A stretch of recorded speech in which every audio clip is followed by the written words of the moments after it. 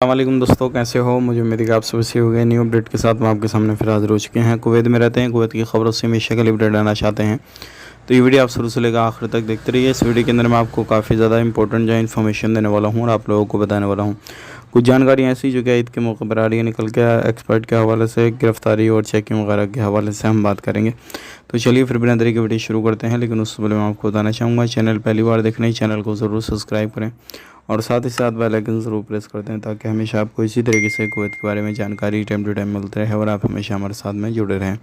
तो सबसे पहले हम बात कर लेते हैं यहाँ पर जो बड़ी ख़बर आ रही है निकल के। अगर आप किसी भी तरीके से कुवैत में रहते हैं तो अभी चेकिंग काफ़ी ज़्यादा चल रहा है, ध्यान रखें, सावधानी बरतें। सिविल आईडी के साथ ही बाहर निकलें, अदरवाइज बाहर ना निकलें, नहीं तो परेशानी हो सकती है। बात कर लेते हैं ईद के मौके पर सीबीके बैंक जो है यानी कि कुवैत में जो बैंक है वो नए नोट जारी किए जा रहे हैं। आप नए नोट जो है वो कुवैत ईद के मौके पे ले सकते हैं और ये काफ़ी अच्छा रहेगा।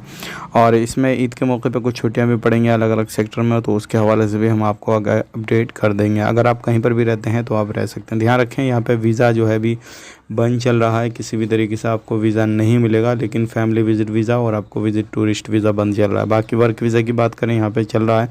और एक चीज़ और आपको ध्यान में रखनी है, अगर आप कुवैत से एग्ज़िट करते हैं, किसी भी तरीके से कहीं पर भी आना जाना करते हैं, तो 3000 केडी से ज़्यादा आपके पास में नहीं होना चाहिए, नहीं तो आपको परेशानी होगी। एयरपोर्ट पर आपसे पूछा जाएगा, पुख्ता सबूत के साथ में पूछा जाएगा कि भाई ये कहाँ से आया, कैसा आया, वो सारी चीज़ों को आपको ध्यान भी रखना है, ठीक है ना। तो ये थी कुछ जानकारी जो कि मैंने आप तक शेयर कर दी। वीडियो अच्छा लगा लाइक करें, शेयर करें। आप अपना ख्याल रखें, अपनी फैमिली और ख्याल रखें। Take care, bye bye.